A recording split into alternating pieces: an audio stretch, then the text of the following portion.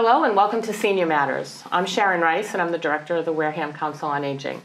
I am very pleased to have in-house with me today two of my colleagues. We have Isis Davis, who is our Outreach Coordinator, and Mary O'Hanley, who does social work for the COA. So really thrilled to have you both here and to talk about a lot of the services that the COA provides that many people may not know about. But before we get started, I want to just point out to our readers something that many people don't understand. The Council on Aging is what we call an information and referral organization. So we can help with a lot of things, but we do not set policy. We're kind of a connector between a resident and the service that they need. So if someone wanted to come in and apply for fuel assistance, for example, we can help you fill out the application, but we don't set the policies. We don't approve or deny. All of these programs mostly are either state or federal programs, and we just help you get the service that you need. Not that we're the only way you can get the service, but it is. We're just a helping hand to kind of save you from having, bad time on the phone, hours. If you don't know how to do things online, you don't have access to a computer, we can hopefully shorten your process and help you get through it.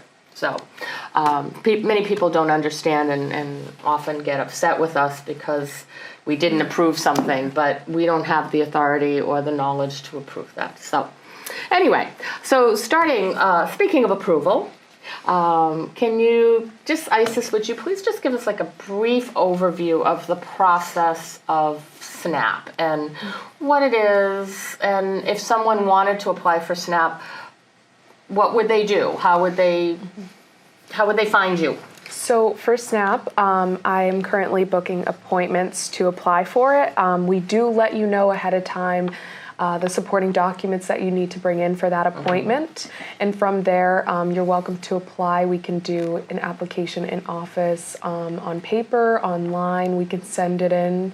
And from there, they reach out to you, and that sets an appointment, which allows them to call you and follow up on a brief interview, asking for some further information. And then from there, they let you know the approval. Right. So, yeah, it does provide financial assistance to get certain groceries at the grocery store. That list can also be provided. I can print that out for people if they request that.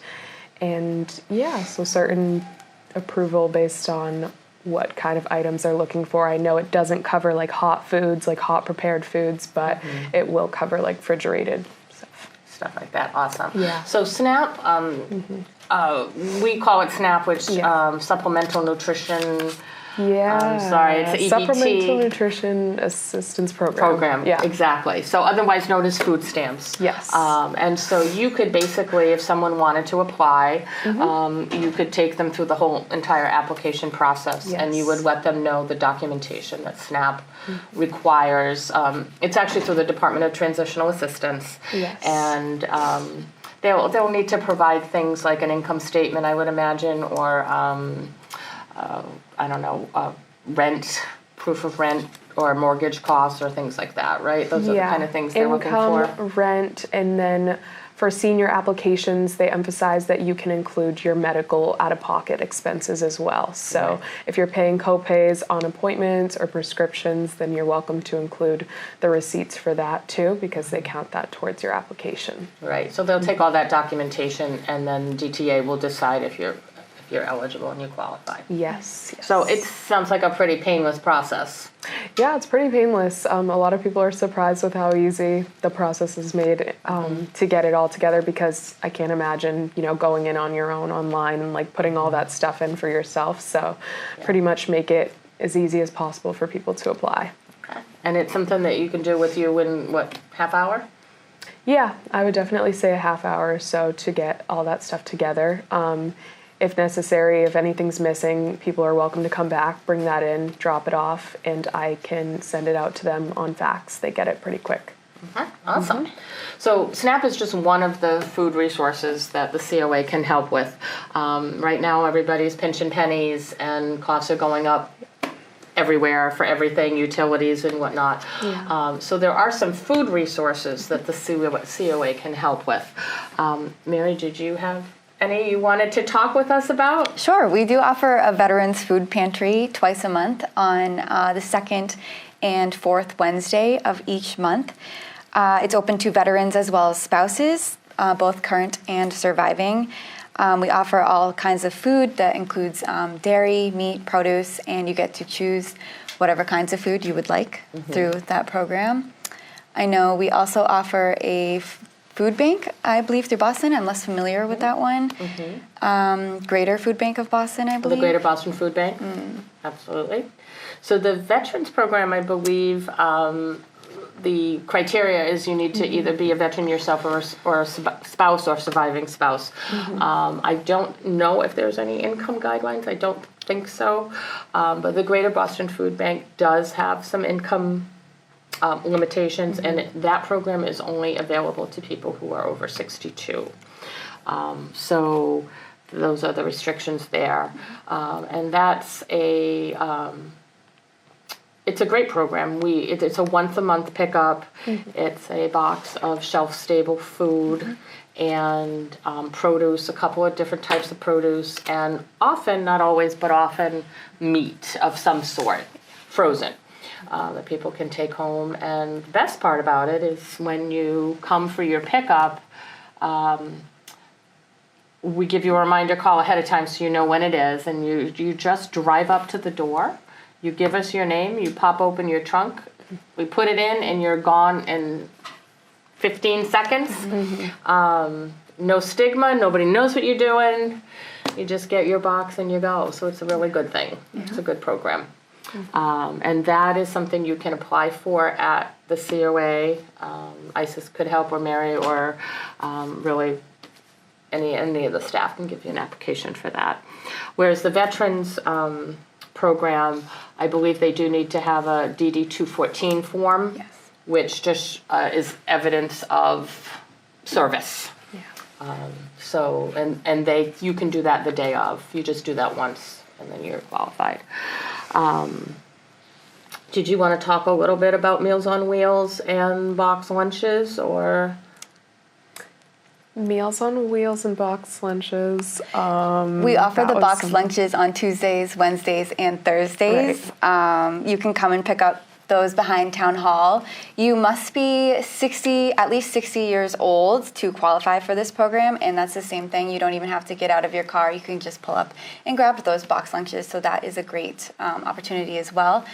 We can also help connect you with the Meals on Wheels program, which is sponsored by Old Colony Elder Services. I believe she works, I'm not actually sure where she works. So Meals on Wheels is handled out of Town Hall, there are delivery routes that our volunteers, Meals on Wheels drivers, deliver to all over, the different Warehams on set, and that's delivered right to your door. So that's a nice thing. They're kind of like a TV dinner type thing where they're frozen and you can stick them in your freezer or put them in your fridge to thaw out, and you just can microwave them. So ready-made and there when you need them, which is really good for people who, struggle. They either can't go out or they struggle to stand for long periods of time to cook, or on oxygen, things like that. So, so both of those programs are offered through Old Colony Elder Services, which is the aging services provider here in Wareham. So if someone were interested in joining Meals on Wheels, they could call Old Colony directly, and they would get them on the delivery list. And they also offer, which I think is awesome, special menus. So if you have a dietary issue, if you need a heart-healthy meal, which doesn't have any salt in it, they can do that. If some folks have need pureed meals for whatever reason, they can do that. So they can customize your food a little bit, which is great. And then the box lunches is through our Meals on Wheels representative who is on site. Her name is Cheryl Johansson, so you can call the Council on Aging and we can connect you over to her, and she can sign you up for that program. So it's a good thing, both of them. Mm-hmm. Yeah. So moving along, Isis, would you want to talk to us a little bit about fuel assistance? Yeah, we can do fuel assistance. So right now, I currently am working for fuel assistance through South Shore Community Action Council. They're located in Plymouth, and they're providing fuel assistance to Wareham residents. And that is income qualified based on the guidelines, and it's seasonal. So November 1st through April 1st, it will be open to apply. There's a few different ways to apply, which is going to be online. You can call over the phone to apply, or you can come in person. They do walk-ins at the Plymouth location, but also you can book an appointment at the Council on Aging to apply as well. So with that being said, during the season of fuel assistance, you get financial assistance to heat your home, however that is. And that is not limited to certain methods of heating your home. That can be through, whether it's through wood, oil, gas, electric heat, all of those kinds of sources. And then another thing is that your furnace can be replaced if it's broken during this season of fuel assistance. If it's not during the season, then probably no help through them. But during that season, you can get some assistance with that through fuel assistance. So. Right, but you would need to qualify for fuel assistance Yes. in order to get the repair or the replacement. Yes. And one of the things that I was surprised to find out is a lot of people think of fuel assistance as being for just low-income folks, and it's actually not true. A couple, at least for the current year, a couple could make almost just under $60,000 and still qualify. Yeah. So it is certainly, it's available to more people than people realize. Exactly. So a lot of folks just assume they don't qualify, but they actually do. So Exactly. so that is also a pretty easy application process. Yes, that one is also pretty easy. The documents are, told to you beforehand, and you can gather them all together. If anything's missing, they reach back out once the application's sent out, and they let you know incomplete, and then they'll say why that is. So everything so far pretty painless, which is good, right? Because there are a lot of things. Life is hard, and we try to make things a little easier. Exactly. So that's a great thing. Yeah, exactly. So Mary, how about there's a couple of things. We were talking about fuel, so we'll talk about that's heat, but let's talk about fuel like transportation. Sure. How's that for a segue? The COA helps residents with transportation. Yeah. And can you talk a little bit about how the different ways we do that? Yeah, one of our most valued programs would be GATRA and Dial-A-Ride. Those programs we offer to our residents that are over the age of 60 or certified with a disability by both their doctor and GATRA. The program is income qualified as well, and at the Council of Aging, we can help with, is it 30-day passes or 31 day. 31 day. Some days, some months have 31 days. Monthly passes Correct. for unlimited rides for the GATRA bus that goes all around town. I don't believe that they leave town, but you are able to use it as much as you please. Exactly. And the passes will take you to the train station or the bus stops where you can get connections to like the CERTA line in New Bedford. It won't drive you into New Bedford, but it'll get you to the bus place that you can get into New Bedford. And I think it also works on whatever line connects you to Middleborough, because I know we've had some folks that have done that as well. Yeah. So it can get you just to the edge, and then once you get to the other place, you can cross over. So the COA for qualified folks issues free passes for these, but passes are available to all residents. They just might if they don't qualify for the free passes through us, they would have to purchase them through GATRA, but they're still highly affordable. And that includes the regular bus, public transit, and then the dial-a-ride services. The dial-a-ride is really ideal for people who have any kind of mobility challenges. It comes right to your door, picks you up, takes you to wherever you need to go, to the door, and then back again. That program is only available in Wareham, so it won't take you to a doctor's appointment in Fairhaven or wherever. But we do have an out-of-town medical transportation program. I'm going to throw that one at you, Isis, because I know this is something you live and breathe all day, is setting these appointments up. Definitely. Could you talk a little bit about what the out-of-town stuff how that process works? So there's an application where you provide documentation based on the checklists that we have available at the Council on Aging.